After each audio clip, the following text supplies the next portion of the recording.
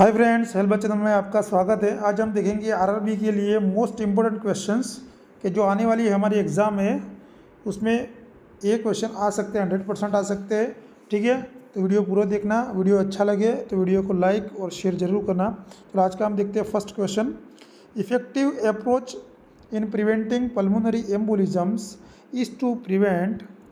ये क्वेश्चन क्या कहता है कि पल्मोनरी एम्बोलिज्म वाले पेशेंट में हम क्या प्रिवेंट करेंगे, कौन सी चीज़ प्रिवेंट करने के लिए हमें इफेक्टिव अप्रोच करना चाहिए। ऑप्शन है heart disease, deep vein thrombosis, chronic obstructive pulmonary disease, D diabetes. तो उसमें हमारा सही आंसर क्या होगा? तो उसमें हमारा सही आंसर होगा पल्मोनरी एम्बोलिज्म वाले पेशेंट में हम डीप वेन थ्रोम्बोसिस न हो उसके लिए हम इफेक्टिव अप्रोच अप्लाई करेंगे। ठीक है, डीप वेन थ्रोम्बोसिस के बारे में हम थोड़ा जान लेते हैं कि डीप वेन थ्रोम्बोसिस कब देखने को हमें मिलता है। ठीक है, तो कब होता है कि जो ब्लड क्लॉट होता है यानी थ्रोम्बस होता है वो एक या एक से ज़्यादा जो हमारे बॉडी के अंदर डीप वेन होती है उसमें थ्रोम्बस हो जाता है लेग्स के अंदर। ठीक है, उसकी वजह से क्या देखने को मिलता है, हमें लेग के अंदर पेन देखने को मिलता है और स्वेलिंग देखने को मिलता है। ठीक है, और उसकी वजह से क्या होता है, ये सीरियस हो सकता है, डीवीटी हम बोलते हैं उसको। ठीक है, और वो वेन को ब्रेक भी कर सकते हैं। ठीक है, तो उसके अंदर हम होमान साइन चेक करते, क्या डीवीटी में होमान साइन इम्पोर्टेंट है। क्या क्या देखने को मिलता है, कौन सा साइन? होमान साइन हमें देखने को मिलता है। ठीक है, चलो question number 2, what is the renal threshold value of glucose. कि ग्लूकोज के अंदर हम रीनल थ्रेशोल्ड कब बोलेंगे, ग्लूकोज की कितनी वैल्यू होगी तब हम उसको रीनल थ्रेशोल्ड बोलेंगे। 182 mg/dl, 188 mg/dl, 185 mg/dl, 180 mg/dl। तो हमारा सही आंसर क्या होगा? तो उसमें हमारा सही आंसर होगा आंसर डी, 180 mg/dl। या इसी तरह भी हो सकता है आपका आंसर 180 mg/dl 100 ml। ठीक है, ये कितने में हो सकता है? 100 ml में 180 mg/dl हो सकता है। और एवरेज में एवरेज दी हुई हो तो 160 to 180 mg/dl से ज़्यादा हो जाए तो उसको हम क्या बोलते हैं? रीनल थ्रेशोल्ड बोलते हैं। ग्लूकोज का मैक्सिमम एब्सॉर्प्शन किधर होता है? तो पीसीटी में। क्या होता है? पीसीटी में, प्रॉक्सिमल कन्वोल्यूटिव ट्यूबुल के अंदर। ठीक है, तो वहाँ से क्या होगा, रीनल थ्रेशोल्ड होगा तो यूरिन के अंदर ग्लूकोज जाने लगेगा। ठीक है, चलो अगला क्वेश्चन देखते हैं हम। Which one of the following is an example of the risk for infections in nursing diagnosis. Nursing diagnosis में रिस्क फॉर इन्फेक्शंस के एग्जाम्पल नीचे दिए वो एग्जाम्पल में से कौन सा है? Wellness nursing diagnosis, diagnosis nursing diagnosis, risk nursing diagnosis, actual nursing diagnosis. हम इस वीडियो में 360 डिग्रीज के मुताबिक सारे सब्जेक्ट के क्वेश्चंस कवर करेंगे। तो उसमें हमारा सही आंसर क्या होगा? रिस्क फॉर इन्फेक्शन में क्या होगा? रिस्क नर्सिंग डायग्नोसिस कहलाएगा। रिस्क नर्सिंग डायग्नोसिस क्या है? रिस्क नर्सिंग डायग्नोसिस एक क्लिनिकल जजमेंट है। क्या है कि क्लिनिकल जजमेंट है कि इंडिविजुअल, फैमिली, ग्रुप और कम्युनिटी के अंदर हेल्थ कंडीशंस के रिलेटेड कितनी वल्नरेबिलिटी है, कितनी शक्यताएं रही है, कितनी पॉसिबिलिटी रही है डिजीज़ होने की, ये हम जान सकते हैं। कितने रिस्क फैक्टर उनके लाइफ के अंदर है, उनके पर्सनल या फैमिली या ग्रुप में है, वो हम जान सकते हैं। ठीक है, question 4, the Schick test is done for the diagnosis of. Schick test हम किसके लिए करते हैं? डिप्थीरिया, मिजल्स, रूबेला और मम्स। ये मोस्ट आईएमपी क्वेश्चन है, बार बार एग्जाम में आता है सिक टेस्ट वाला। तो उसमें हमारा सही आंसर क्या होगा? डिप्थीरिया। क्या होगा? डिप्थीरिया। देखो सिक टेस्ट के बारे में हम जान लेते हैं। सिक टेस्ट कब इन्वेंटेड हुआ था? तो 1910 to 1911 में ये शोधा गया था, खोजा गया था। किसके लिए? ये सबसे डिप्थीरिया की ससेप्टिबिलिटी को खोजने के लिए किया गया था। बेला सिक ने, ठीक है, अमेरिकन पीडियाट्रिशियन थे, उन्होंने खोज की थी। ठीक है, और डिप्थीरिया क्या है? Highly contagious disease, bacterial disease है। और किससे होता है? कोरिनी बैक्टीरियम डिप्थीरिया पॉजिटिव ऑर्गेनिज्म होता है। क्या होता है? Positive organism. याद रखना, मोस्ट आईएमपी क्वेश्चन है। Which one of the following is the last part of small intestine, कि स्मॉल इंटेस्टाइन का लास्ट पार्ट कौन सा है? इलियम, जेजुनम, डियोडिनम और अपेंडिक्स। उसमें हमें लार्ज इंटेस्टाइन और स्मॉल इंटेस्टाइन दोनों में से क्वेश्चन आर्मी में निकलते हैं, तो उसमें हमारा सही आंसर क्या है? लास्ट पार्ट हमें पूछा है कि जहाँ इलियम हमारा लास्ट पार्ट होता है। ठीक है, ये इलियम जो होता है बहुत इंपॉर्टेंट पार्ट है लार्ज इंटेस्टाइन का। ठीक है, जहाँ टीबी होती है वो भी इलियम के पार्ट के अंदर देखने को मिलती है। ठीक है, एक्स्ट्रा पल्मोनरी टीबी इलियम के पार्ट के अंदर देखने को मिलती है। ठीक है,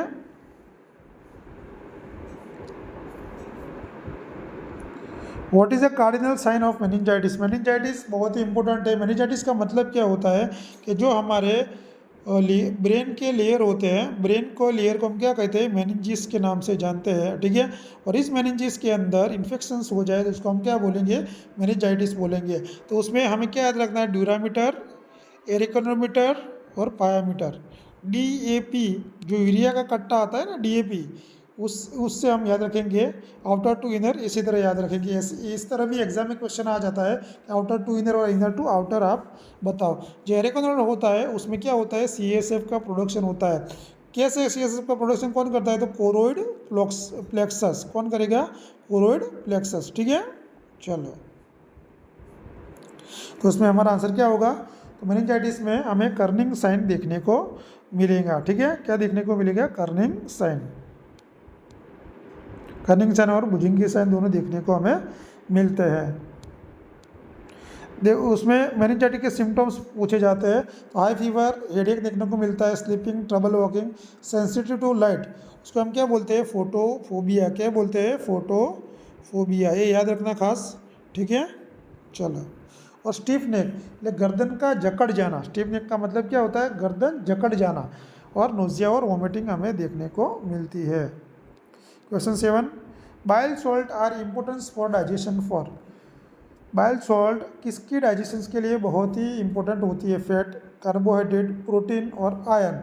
तो उसमें हमारा सही आंसर क्या होगा? फैट। क्या होगा? फैट का डाइजेशन के लिए बाइल सॉल्ट इम्पोर्टेंट है। देखो, बाइल सॉल्ट के लिए बाइल सॉल्ट का क्वेश्चन आ सकता है। तो बाइल सॉल्ट क्या है? ये बाइल का कंपोनेंट है। क्या है? बाइल का प्राइमरी वो कंपोनेंट है। और बाइल कैसा होता है? Greenish yellow food. ये एग्जाम में पूछ सकता है, कैसा होता है? ग्रीनिश येलो येलो कलर उसका होता है। ठीक है, और लीवर द्वारा बना जाता है। बाइल कैसे बनता है? लीवर उसको बनाता है। ठीक है, और स्टोर किधर होता है? गोल ब्लैडर में। कहाँ होता है? गोल ब्लैडर में। याद रखना, फॉर्मेशन किधर होगा? बाइल का फॉर्मेशन होगा लीवर में। ठीक है, और स्टोर किधर होगा? स्टोर होगा गोल ब्लैडर में। किधर होगा? गोल ब्लैडर में उसका स्टोरेज देखने को मिलता है। और उसमें क्या होगा? बाइल कंटेंट में कोलेस्ट्रॉल, वाटर, बाइल सॉल्ट और पिगमेंट और बिलिरुबिन देखने को मिलते हैं। ठीक है, और वो फैट के डाइजेशन के लिए हेल्प करता है। और फैट सोल्यूबल विटामिन कौन कौन से है? तो vitamin A, D, E, K, वो क्या है? फैट सोल्यूबल विटामिन है। और वाटर सोल्यूबल कौन से है? तो vitamin B and vitamin C कौन से होते हैं? वाटर सोल्यूबल विटामिन होते हैं। ठीक है, which is the earliest sign of rickets? Rickets का अर्लीस्ट साइन कौन सा है? होरिजन्स ग्रूव्स, क्रेनियोटेप्स, बाउलेक्स के रिकेट्स, रोसरी। तो अर्लीस्ट पूछा है हमें। ठीक है, बाउलेक्स देखने को मिलता है, लेकिन अर्लीस्ट पूछा है। तो अर्लीस्ट में क्या होता है? क्रेनियोटेप्स। तो क्रेनियोटेप्स हम किसको बोलेंगे उसके बारे में हम देख लेते हैं। ठीक है, तो क्रेनियोटेप्स मतलब क्या होता है? जो हमारे स्कल बोन होते हैं वो क्या हो जाता है? सॉफ्ट हो जाता है। स्कल बोन के अंदर जो हमारे फ्रंटल होते हैं, पैराइटल होते हैं, ऑक्सीपिटल बोन होते हैं, वो क्या होते हैं? सॉफ्ट हो जाते हैं। ठीक है, रिकेट्स कहाँ होता है? चाइल्डहुड डिजीज़ है। चाइल्डहुड डिजीज़ है। ठीक है, उसमें क्या होता है? चाइल्ड के जो बोन होते हैं वो सॉफ्ट हो जाते हैं, इसीलिए बोन बेंड भी हो जाते हैं और ब्रेक भी हो जाते हैं। ठीक है, इसीलिए चाइल्ड में कौन सा फ्रैक्चर ज़्यादा देखने को मिलता है? तो ग्रीन स्टिक फ्रैक्चर। कौन सा? Green stick fracture. ये भी क्वेश्चन आ सकता है, याद रखना है। ठीक है, किसकी वजह से देखने को मिलता है रिकेट्स? तो विटामिन डी की डिफिशिएंसी की वजह से हमें देखने को मिलता है। ठीक है, साइन एंड सिम्टम्स देख लो रिकेट्स के। कि नी और रिस्ट वाइड हो जाते हैं, बोन पेन देखने को मिलता है, ग्रोथ बच्चा का डिले होता है, टीथ प्रॉब्लम देखने को मिलते हैं, कैविटी में प्रॉब्लम्स देखने को मिलते हैं। पिजियन चेस्ट वाला क्वेश्चन बार बार पूछा जाता है, पिजियन चेस्ट हमें किस में देखने को मिलता है, तो रिकेट्स में हमें देखने को मिलता है। ठीक है, ये याद रखना है। और स्पाइन की कर्विंग भी, जो स्पाइन का डिसऑर्डर है, ठीक है, स्कोलियोसिस स्पाइन का, काइफोसिस और लॉर्डोसिस, ये तीनों में से एक क्वेश्चन 100% आता है, तो ये आपको याद रखना ये ही। ठीक है, स्कोलियोसिस एस शेप हो जाता है, और लॉर्डोसिस होता है वो एएनसी जो मदर होती है इसकी तरह लंबार कर्वेचर। ठीक है, लंबार जो वर्टिब्रा होती है आगे की तरफ आ जाती है। ठीक है, और पोस्टीरियर में क्या होता है, काइफोसिस, वो याद रखना। Which of the following aspect is not consider as an indicator for hospital systems, ये मैनेजमेंट का क्वेश्चन है। ठीक है, तो इसमें क्या होता है कि हॉस्पिटल सिस्टम के इंडिकेटर में निम्न में से कौन सा एस्पेक्ट नहीं होता है, पेशेंट सेटिस्फेक्शंस, पब्लिक रिलेशंस, मशीनरी और क्वालिटी ऑफ केयर। तो हॉस्पिटल के सिस्टम की बात है तो उसमें क्या नहीं होगा, तो उसमें पब्लिक रिलेशनशिप्स हमें हॉस्पिटल सिस्टम के अंदर मेंटेन करने की ज़रूरत है कि नहीं, तो उसके अंदर हमारा सही आंसर क्या होगा, मशीनरी। हाँ राइट, मशीनरी हॉस्पिटल सिस्टम के अंदर आएगा नहीं, सॉरी। ठीक है, तो कौन कौन से इंडिकेटर आएंगे, तो जो एक तो पेशेंट सेफ्टी, या याद रखना या लिख लेना, patient satisfactions, efficiency measures, equity relationships. ठीक है, और machinery come under the resource available the hospital. ठीक है, मैं सही आंसर बोला था, उसमें आंसर गलत लिखा गया है।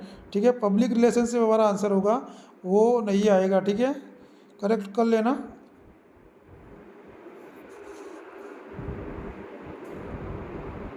ठीक है, चलो आगे। Which function is transmission of sound vibrations to internal ear, कौन से ऑर्गन्स के फंक्शंस की वजह से हमारा जो साउंड होता है वो वाइब्रेट होके इंटरनल ईयर के जो अंदर वाला कान है, इनर ईयर है, इनर ईयर के अंदर जाता है, साउंड पास होता है। तो auricles, tympanic membrane, vestibule, eustachian tube. तो उसमें हमारा सही आंसर क्या होगा, टिम्पेनिक मेम्ब्रेन। टिम्पेनिक मेम्ब्रेन क्या है, वो जो साउंड वाइब्रेशंस होता है इनर ईयर के अंदर वो ट्रांसमिशंस करने का काम करता है। और टिम्पेनिक मेम्ब्रेन को हम ईयर ड्रम को भी बोलते हैं। ठीक है, वो क्या करता है, जो बाहर से साउंड आता है, साउंड का वाइब्रेशंस आता है, उसको क्या करते हैं, वो रिसीव करते हैं। और जो हमारे ऑडिटरी ओसिकल्स होते हैं, इनकस, स्टेपस, इनकस और मेलस, तीन जो वो बोन होते हैं उसको हम क्या बोलते हैं, ओसिकल्स। उसमें क्या करते हैं टिम्पेनिक मेम्ब्रेन, और तीन कहाँ होते हैं, मिडल ईयर में। किधर, मिडल ईयर में ये देखने को हमें मिलते हैं, उनको आगे भेज देते हैं। ठीक है, और उसके आगे क्या होता है, फिर जो ऑडिटरी कैनल होती है वो टिम्पेनिक कैविटी से अलग होती है। ठीक है, और उससे हम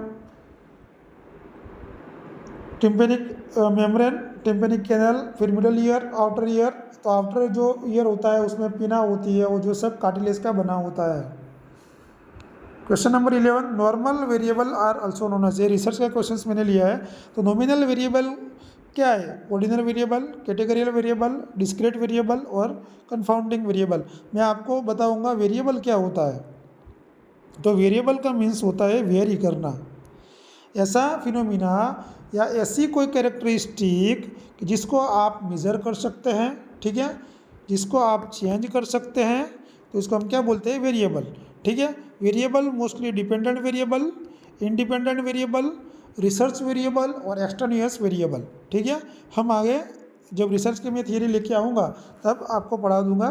ठीक है, तो उसमें हमारा नॉमिनल वेरिएबल क्या होगा, तो नॉमिनल वेरिएबल ऑलवेज क्या होता है, कैटेगरियल वेरिएबल। तो हमारा सही आंसर होगा बी। देखो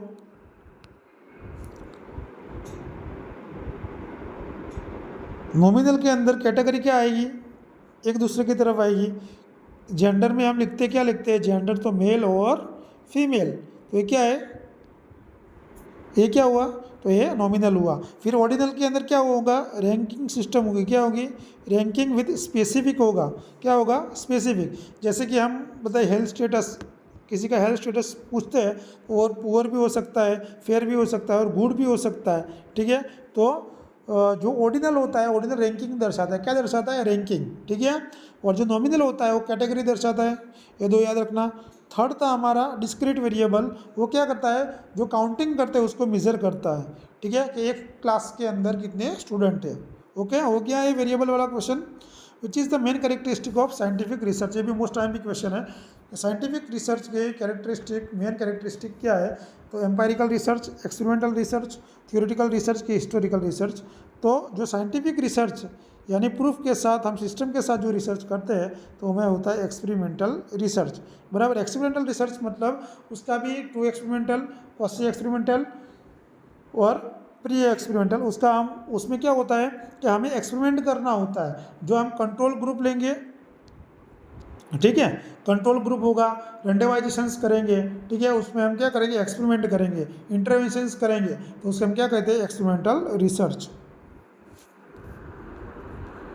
a framework for a quality care does not include, ठीक है, उसमें जो एजुकेशन का होता है, ये एडमिशन मैनेजमेंट का ही है कि हमें क्वालिटी केयर देनी है। उसका जो हम फ्रेमवर्क बनाएंगे क्वालिटी केयर देने के लिए, तो उसमें क्या नहीं होगा? Critical thinking, professional standard, mission value की केयर गाइडलाइंस। तो उसमें कौन सी चीज़ नहीं होगी? तो उसमें क्रिटिकल थिंकिंग की ज़रूरत है नहीं। हम क्वालिटी केयर का एक जस्ट फ्रेमवर्क बनाएंगे, ठीक है, तो उसमें प्रोफेशनल स्टैंडर्ड को मेंटेन करेंगे, मिशन हमारा रखेंगे, वैल्यू एड करेंगे, और जो गाइडलाइंस, ये गाइडलाइंस को हम फॉलो करते हुए चलेंगे, ठीक है। उसके अलावा जो कॉम्प्रिहेंसिव मॉडल सर्विसेज है, ये क्रिटिकल थिंकिंग के अंदर आता नहीं है, ठीक है। अब देखते हैं Werner syndromes is considers, most time भी क्वेश्चन है, अगले एग्जाम में आरआरबी के क्वेश्चन पूछा हुआ था। तो वर्नर सिंड्रोम्स में मेन 1, मेन 2, मेन 4, मेन 3, तो उसमें हमारा सही आंसर क्या होगा? सही आंसर होगा ए, मेन 1। हम देख लेते हैं उसको। ये मेन 1 क्या है? मल्टीपल एंडोक्राइन नियोप्लेजिया है। ये क्या है? हेरिडिटी डिसऑर्डर है। ये उसमें क्या होता है? जो एंडोक्राइन सिस्टम होती है उसके अंदर ट्यूमर देखने को हमें मिलती है। जो हार्मोन प्रोड्यूस करती है ग्लैंड, उसके अंदर ये देखने को मिलती है। तो जो वर्मर सिंड्रोम्स होता है उसको हम क्या बोलते हैं? मेन 1 के नाम से हम जानते हैं, ठीक है। इसमें खास करके जो हमारी पैराथायरॉयड ग्लैंड होती है, पैराथायरॉयड ग्लैंड उसमें इन्वॉल्व होती है, और उसके अलावा जो हमारे पेनक्रियास के सेल और पिट्यूटरी ग्लैंड इन्वॉल्व होती है। यदि आपको पूछा जाए कि वर्मर सिंड्रोम्स के अंदर कौन सी ग्लैंड इंक्लूड होती है, तो हम मेन 1 से जानते हैं पैराथायरॉयड ग्लैंड और पेनक्रियास के सेल्स और पिट्यूटरी ग्लैंड उसमें इंक्लूड होती है। Clear? Which is a chronic inflammatory and autoimmune disease affecting peripheral synovial joint of bone. नीचे दिए गए हुए डिजीज कंडीशंस में कौन सी क्रॉनिक इन्फ्लामेटरी और ऑटो इम्यूनो डिजीज है जो साइनोवियल जॉइंट को अफेक्ट करता है? Rheumatoid, polyarthritis, osteoarthritis, ankylosing.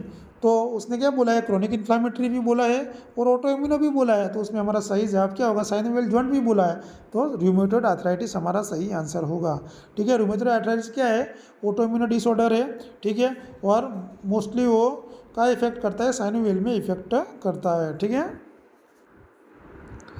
Which is a chronic inflammatory and auto immuno disease affecting, sorry दो बार आ गया। Which one of the following include the immediate step in resuscitation of the newborn? हमें यदि newborn को resuscitation देने की ज़रूरत पड़ी तो इमीडिएट स्टेप हमारा क्या होना चाहिए? First, suctions of the baby stomach, clear the oral and nasal airway, squeezing the chest to remove secretions from the airway, routinely giving sodium bicarbonate. तो हमें फर्स्ट जब रिससिटेशन न्यूबॉर्न को देना होगा तो इमीडिएटली हमें क्या करना होगा? तो फर्स्ट हम ओरल से एंड देन फिर हम नेजल एयरवे को क्या करेंगे? क्लियर करेंगे सक्शंस करके, ठीक है।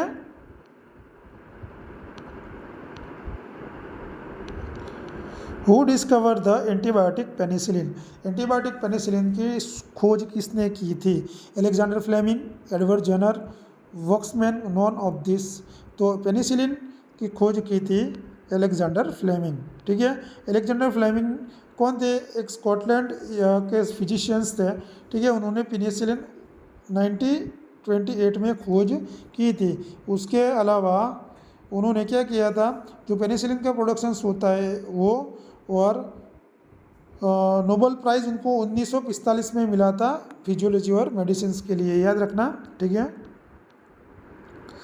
The optimal head circumference will be 45 centimetre at. हमारा जो हेड सरकमफ्रेंस बच्चे का न्यूबॉर्न का होता है और 45 सेंटीमीटर किस मंथ में होगा, तो हमें फर्स्ट बर्थ टाइम पे पता होना चाहिए, ठीक है। बर्थ टाइम पे कितने होता है, 33 टू 35 सेंटीमीटर बर्थ टाइम पे देखने को हमें मिलता है। तो 45 कब होगा, 12 मंथ, 8 मंथ, 4 मंथ के फिर 6 मंथ। तो हमारा सही आंसर होगा A, 12 month of age. Pyridoxine is otherwise called as. Pyridoxine को हम दूसरे किस नाम से जानते हैं, vitamin B1, vitamin B2, vitamin B12, vitamin B6। तो उसमें हमारा सही आंसर होगा विटामिन B6। ये विटामिन D6 मैंने बोला था, बी और सी क्या है, वाटर सॉल्युबल विटामिन है, ठीक है, और मेनी फूड्स में ये पाए जाते हैं। The normal IQ level of human being, ये मोस्ट टाइम भी क्वेश्चन से एक क्वेश्चन इसमें से 100% आता है। 80 to 100, 120 अबव, 110 to 120, 90 to 100। तो उसमें हमारा सही आंसर क्या होगा, जो नॉर्मल IQ लेवल होता है वो 90 to 100 होगा, ठीक है। तो उसमें क्या पूछा जाता है, वो फॉर्मूला पूछा जाता है कि IQ का फॉर्मूला क्या है, mental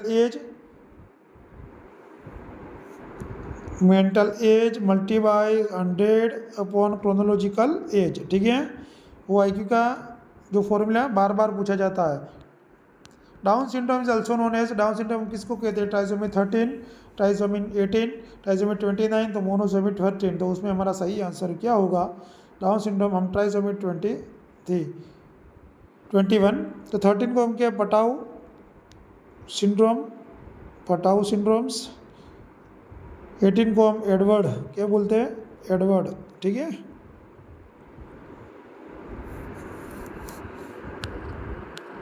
sign of down syndromes में जो नोज ब्रिज वो फ्लैट देखने को मिलेगी, नेक शॉर्ट देखने को मिलेगी, स्मॉल हैंड एंड फीट देखने को मिलेगा हमें। विच of the following is the emergency management of burn injury in the first 24 hours. कि बर्न इंजरी वाले पेशेंट्स में हम फर्स्ट 24 आवर्स में क्या इमरजेंसी मैनेजमेंट करेंगे, प्लास्टिक सर्जरी, फ्लूइड रिससिटेशंस, ड्रेसिंग और एंटीबायोटिक थेरेपी। तो बर्न्स में क्या होता है कि फ्लूइड सब वो वेस्ट आउट हो जाता है, वॉश आउट हो जाता है। तो उसमें हमारा सही आंसर क्या होगा, बी, फ्लूइड रिससिटेशंस, ठीक है। इमरजेंसी कंडीशंस में हमें RL लगाना है। फर्स्ट 24 आवर्स में हमें जितना भी देना है, ठीक है, तो वो फर्स्ट 16 में हम क्या देंगे, 50% देंगे, फिर जो 8 घंटे बचे उसमें हम 50% फ्लूइड को देंगे, ठीक है। RL हमारी फ्लूइड ऑफ चॉइस रहेंगी। Life threatening conditions due to rapid loss of blood और body fluid is known as. कि हमारे बॉडी में से जो ब्लड या फ्लूइड दोनों लॉस हो जाना फास्ट रैपिड तरफ से, तो कौन सी कंडीशंस क्रिएट होंगी, तो उस कंडीशंस को हम क्या कहेंगे, hypovolaemic shock, neurogenic shock, anaphylactic shock और सेप्टिक शॉक। तो किसकी वजह से हो रहा है, ब्लड और बॉडी फ्लूइड की वजह से, तो उसको हम क्या कहेंगे, हाइपोवोलेमिक शॉक, ठीक है। तो हाइपोवोलेमिक शॉक में मतलब क्या होता है कि बॉडी के अंदर ब्लड या फ्लूइड का लॉस हो जाना, जिसकी वजह से जो कंडीशंस होती है उसका हम क्या बोलते हैं, तो हाइपोवोलेमिक शॉक। एनाफिलेक्टिक शॉक पूछा जाता है, तो एनाफिलेक्टिक शॉक किसी भी फॉरेन बॉडी का हमारे बॉडी में दाखिल होना या बाइट्स कर जाना या रिएक्शन होना, साइड इफेक्ट होना, तो उसको हम क्या बोलते हैं, एनाफिलेक्टिक शॉक, ठीक है। सेप्टिक शॉक किसकी वजह से होता है, इन्फेक्शन की वजह से होता है, ठीक है। खास देखना, हाइपोवोलेमिक शॉक के अंदर क्या होता है कि ब्रीथिंग टेकिकार्डिया में देखने को मिलता है, पेशेंट कंफ्यूज हो जाता है, स्वेटिंग देखने को मिलता है, पर्सपिरेशन ज़्यादा होता है, और टेकिकार्डिया खास देखने को मिलता है, टेकिकार्डिया और टेकिपनिया खास देखने को उसमें मिलती है। Standard of mental health practice are publish by, जो मेंटल हेल्थ के स्टैंडर्ड्स होते हैं उसको कौन पब्लिश करता है, American nursing association, Indian nursing council, state nursing council और train nurse association of India. तो उसमें हमारा सही आंसर क्या होगा, जो मेंटल हेल्थ प्रैक्टिस के स्टैंडर्ड होते हैं तो अमेरिकन नर्स एसोसिएशंस वो पब्लिश करते हैं, जिसको हम APSA नाम से जानते हैं, ठीक है। ये था हमारा आज का वीडियो, कल मिलते हैं एक नए वीडियो के साथ। वीडियो देखने के लिए सबका धन्यवाद, थैंक यू। वीडियो को लाइक शेयर ज़रूर करना ना भूलें।